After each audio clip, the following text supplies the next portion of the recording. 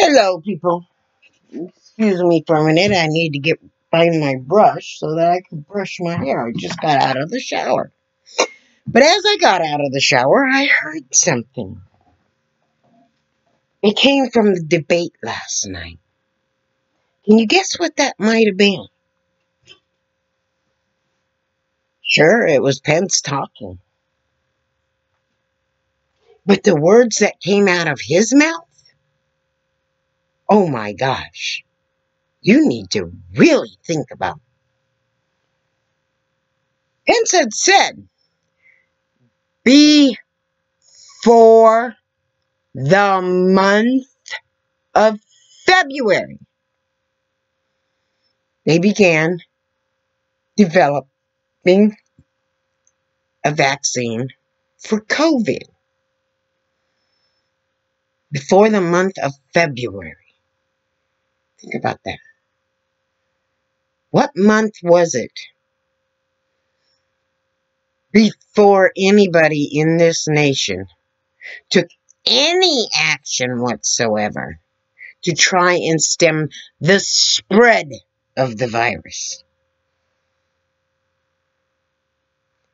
Can you go to March? After the month of February? So if they were creating a vaccine before the month of February, and no action to stem the spread of COVID came from any state until after the month of February, can somebody please tell me what was happening in March? Really? So, if they were developing a vaccine before the month of February, does that mean they knew full well how dangerous this virus was in the month of January? And perhaps in the month of December? Think about that. Now, if Trump would have shut down the borders to China in January, and not only shut down the borders to China, but shut down the borders from any other state or country that is not America in January, and made sure absolutely nobody was allowed into America until he could set up testing sites for every person entering America, whether it be driving, boat, plane. I don't care if they came in a hot air balloon. If Trump would have made sure there was testing sites and quarantine sites before any one of those people was allowed to mingle in our public spaces, whether they were citizen or not, how many lives do you think would have been saved if it started in January, before they started creating the vaccine, which was before February? And you Trump people out there are hollering how good Trump took care of COVID. And you and Trump and Pence and all his little talking heads cite one thing and one thing only as an example of how good he took care of COVID. And that is the fact that he shut down the borders to China. But in actual fact, he did not completely shut down the borders from China to America, because he allowed 40,000 people to come into America from China. 40,000 of them to come into America from China. Some of them even from Wuhan. And he allowed them to come to this country.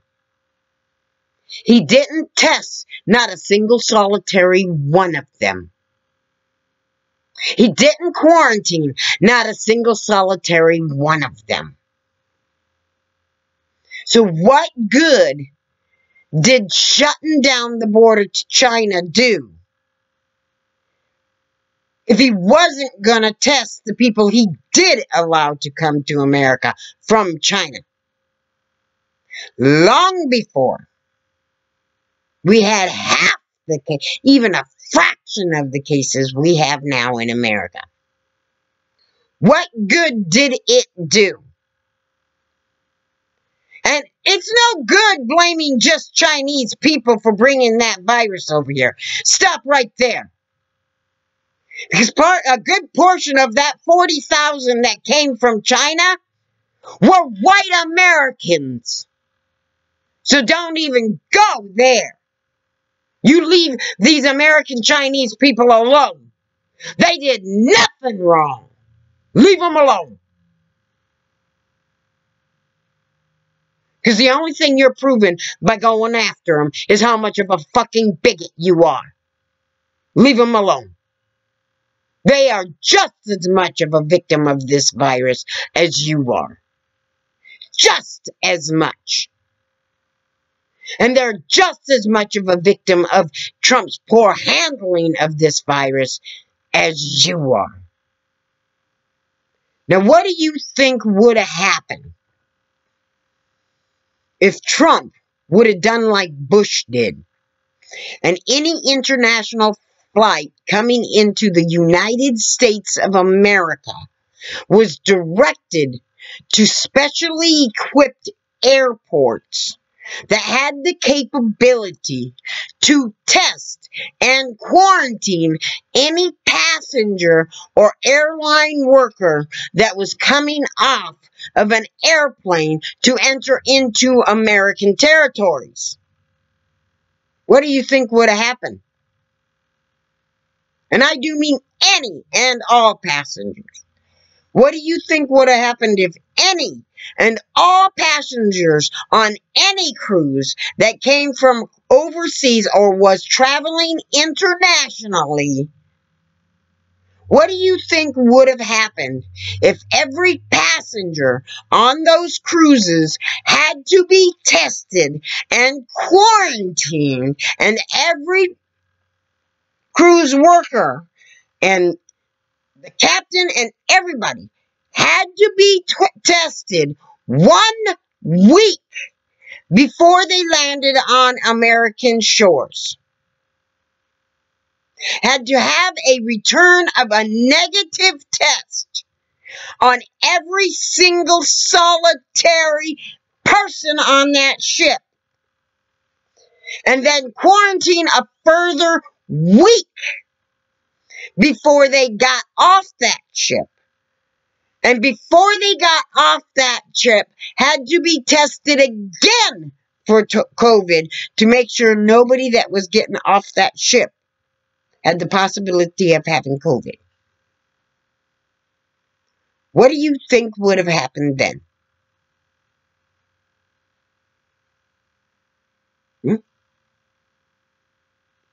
You think we would have had that nursing home up in Washington with all them elderly people dying in it? If we would have done that?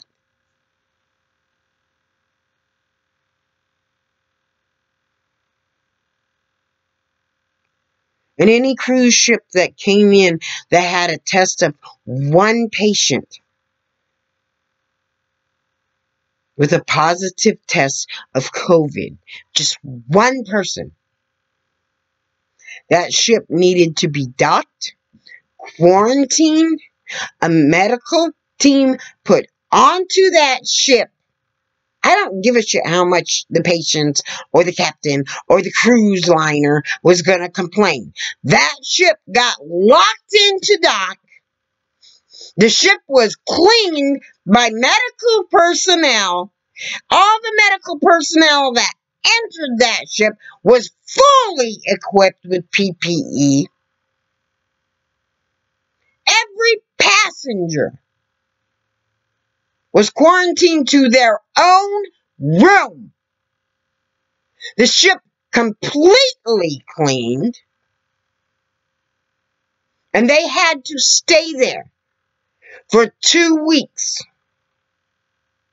including the cruise liner staff being quarantined to their own cabin. A new set of workers brought in full PPE for food preparation, food delivery, the works. What do you think would have happened? You can't have the people of the cruise liner taking care of the passengers after they get sick. Because I'm sorry, but they have been exposed as well and could very well have been sick themselves. So they needed the same treatment as any passenger on that ship.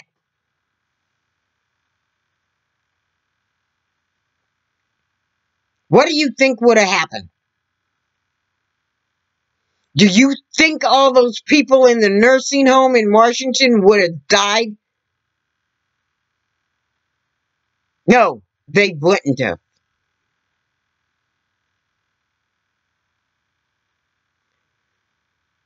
Obama did the same thing with Ebola. Had the same measures put in place. Everyone's off on this H1N1. Oh my God! But what about that? Let's see, what about that? Let's see, COVID hit America first and spread out to Mexico and Canada because they couldn't stop it. H1N1 started in Mexico and south of the border and ended up in America because we couldn't stop it. And H1N1 wasn't half as deadly, half as bad as what COVID is. And it took no time at all to create a vaccine for that because it was a flu vaccine. And many elderly people were already immune to H1N1. So it didn't affect our elderly population the way COVID is.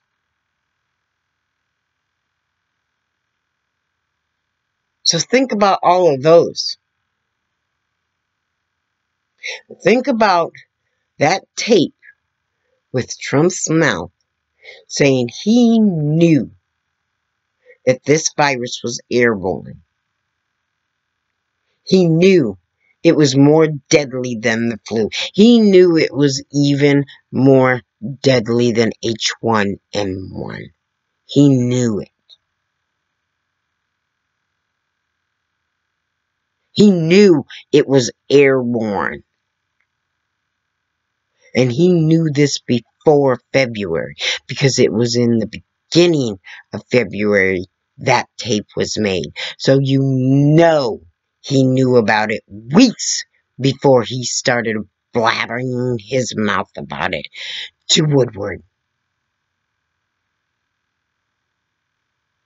And if he knew all this, why didn't he take actions? Why didn't he take all the precautions possible to stop anybody from international travel from bringing that virus into America? Why didn't he? He could have very easily stopped it before it even got into the American continent. But he didn't. And he would have needed far less testing kits than what he needs now. But he did nothing. Absolutely nothing. And then when he did decide to do something, the only thing he did was come out and say that the virus was a hoax. He claims it was to keep the public calm.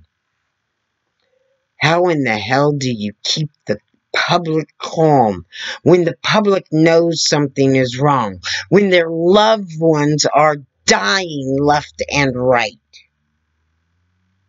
That excuse does not work. He did that for his campaign, for political reasons, for the same reason he is trying to rush through a vaccine before Election Day. You Trump-Luddites are out there saying, oh, we want it held back for political reasons. No, you idiot! We want it held back to make sure proper testing was done on it, to make sure, one, it works, and two, it isn't going to kill a bunch of people. My God! Are you so hard up to give Trump that talking point on the vaccine before Election Day that you don't care if the vaccine works? Or if it's dangerous? And Trump hollering about he needs it before November 3rd just makes us mistrust the fact of a COVID vaccine before it even comes out. Especially when the CDC has proven, beyond a doubt, they are willing to bend their rules to kowtow Trump. They have proven it. And you want us to trust them? You got to be a full-on idiot to think we're going to trust them. You're brain dead. You're lost in la-la land down the road of I'm in shit creek and don't give a shit. I'm dipping up a whole spoonful of it and swallowing it.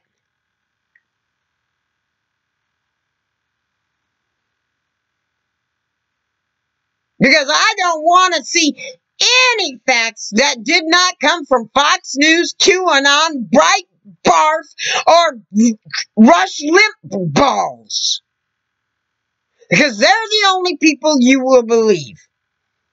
And they're the people who have been feeding you, spoon-feeding you that shit from Shit Creek. And you've been lapping it down like it's chocolate pudding.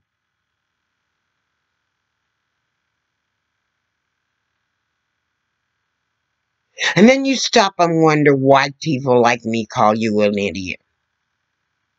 Because for 3 years, I would talk to Trump people and I would show them the fact from 3 different sites even. From sites that were international sites. And I would get called stupid and an idiot and I don't know what I'm talking about. And that's the alternative facts. Hey, dumb shit!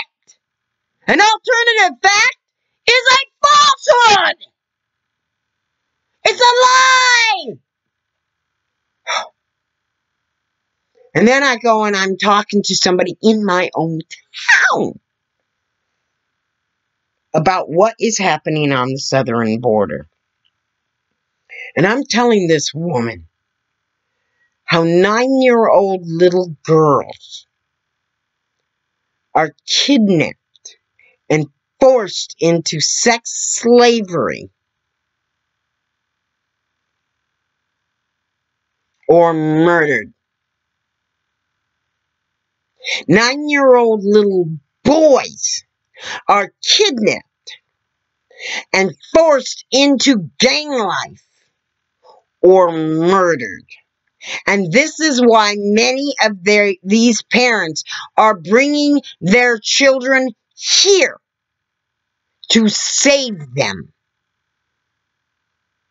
And this woman looked me straight in the eye and casually said, "So, it's not our kids." What if it was? What if it was your children?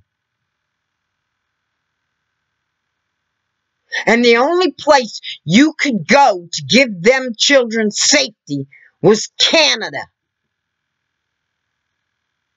And Canada did to your children what we're doing to the children from the southern border. Would you have the same attitude? So, it's not Canada's kids. Why should they care about our kids? What makes us any more special than the immigrants and the refugees coming from the southern border? What would make us any more special and any more deserving to go to the Canada border and seek asylum?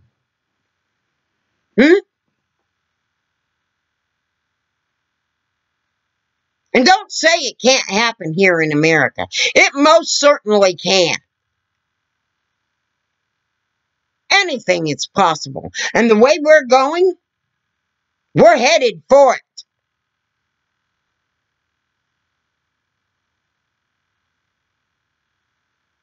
And it will be the Trump supporters' fault. So keep calling me an idiot. Keep talking about the alternative facts. Keep accepting this behavior. And the reason for it is abortions, abortions, abortions, abortions, abortions. You don't give one damn shit about whether or not a woman gets abortion. The only thing you care about is whether or not you can have control over what a woman does with her body. That's all the more it is about. And the majority of the people who are hollering about the abortion thing are men. The same men that if they were faced with a mistress outside of their marriage that ended up pregnant, that would be more than happy to pay some clinic somewhere, some doctor somewhere, if not here in America, in another country, to abort that baby, to get rid of it, to save their marriage so that they can keep on whipping their dick out for every freaking person out there that they think they want to. And on top of it, many of them taking Viagra so that they can get the deed done. Oh, but it's God's will that woman get pregnant and give birth to a horribly birth-defected baby. Oh, and it's God's will that mom sits there for hours with that baby in her arms while she watches it breathe and struggle to breathe. Suffering in her arms, and she's watching this baby and the tears rolling down her eyes, and then 2 hours later she watches that baby and she's watching it and she's hoping and she's thinking maybe it'll pull through, my poor little baby, maybe. And then that baby goes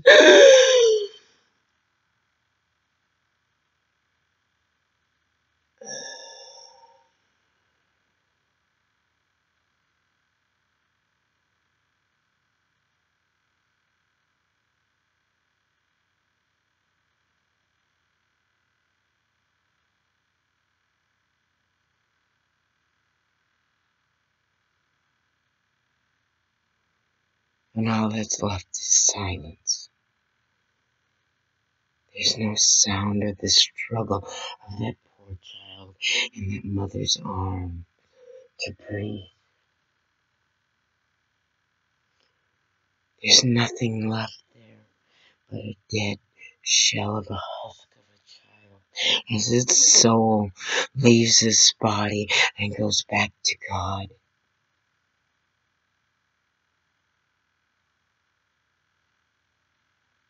There's nothing left there but the tears that run down the mother's face and the father's face and the guilt they feel within their self, holding that child, thinking, maybe, if I had just let me hold it a little longer. Maybe if I believe hard enough. Maybe if I wish hard enough. Maybe if I love my baby hard enough, it'll come back. Maybe miracles happen, don't they? Maybe.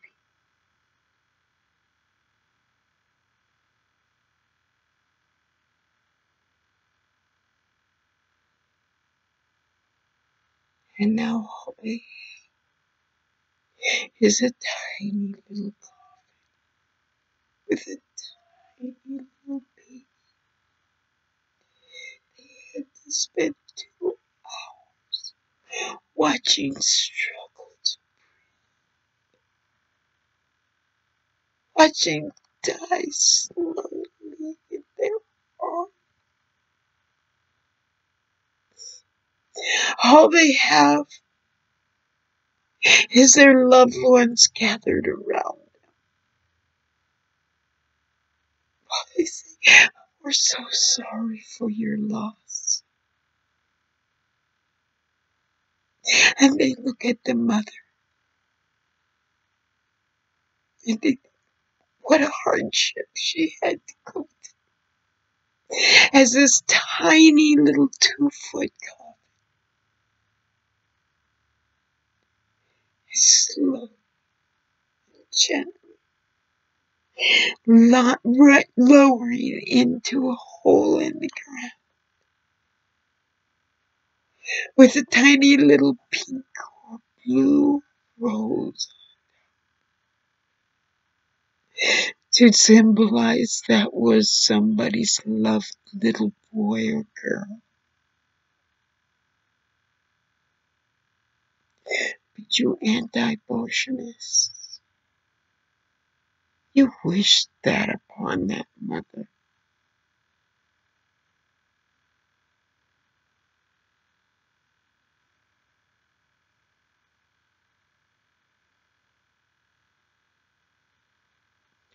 It's your fault. It's your fault that mother suffered that way. She would have suffered by having to have an abortion. But she wouldn't suffer half as much as when she had to slowly watch that child take its last breath in her arms.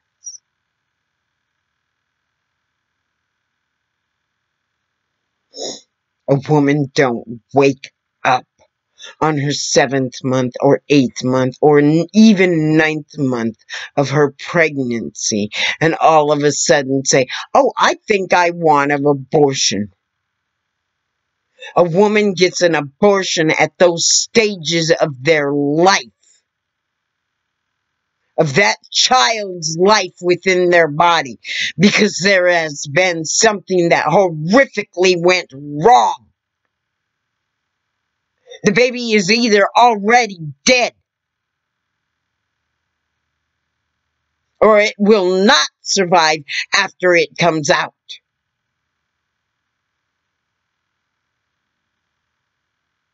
And that heartbroken mother is forced to make a decision to either end that child's suffering before it even begins, or to watch that child suffer after it is born.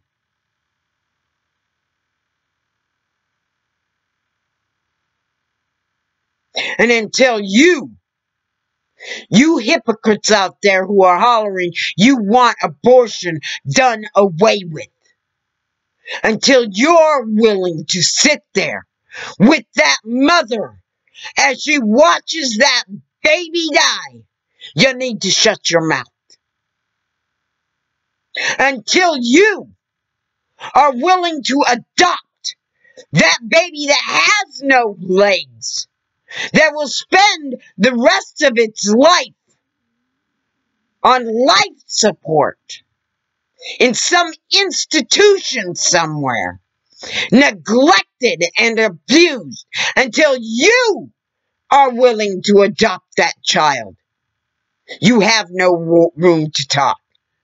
Until you are willing to shut down every fertility clinic out there that implants babies into a mother's womb and then removes the number of babies the mother does not want, performing more non-federally regulated abortions on women than any abortion clinic in this nation, and start forcing these mothers to start adopting these babies other people don't want.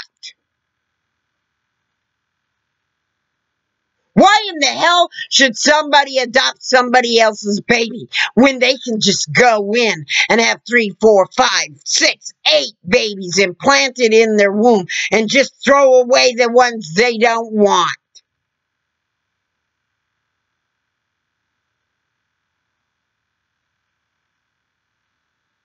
It's perfectly acceptable to have an abortion if you're a sterile mom that should have never had a baby in the first place, because it's God's will. But man can intervene there. It's perfectly acceptable to give a man a pill so that he can get a hard-on, so that he can get that woman pregnant. Because it's God's will, he is impotent, but it's man's will, he has that hard-on.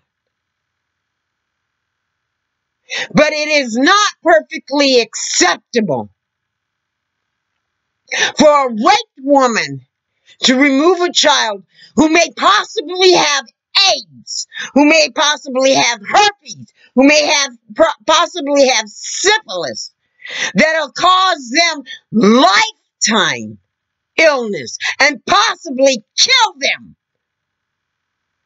and cause mental illness and make them a pariah in society.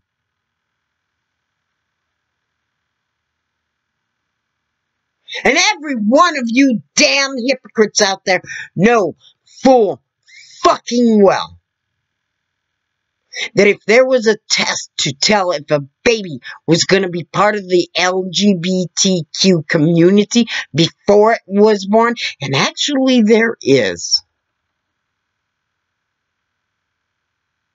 but it's not widely known. But you know damn well each and every one of you would have your baby tested.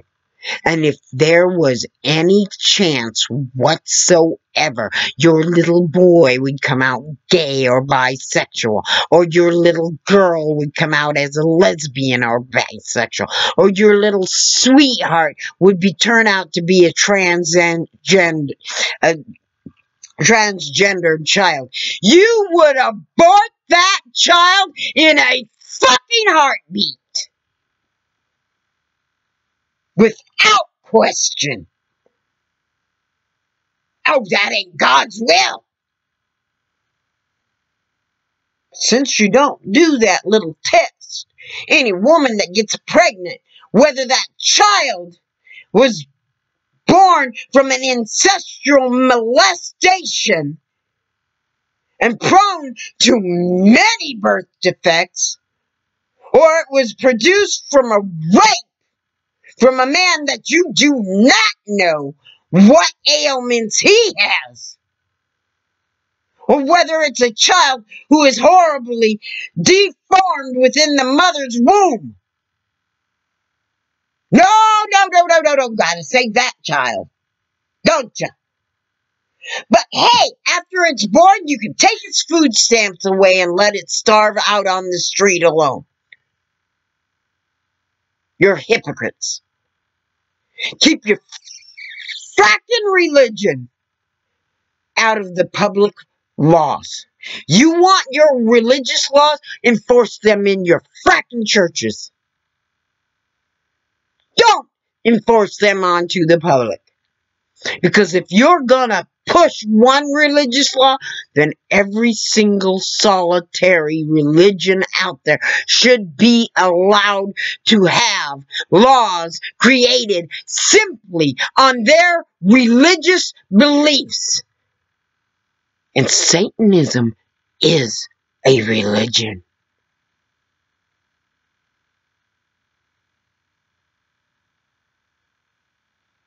Think about that for a minute.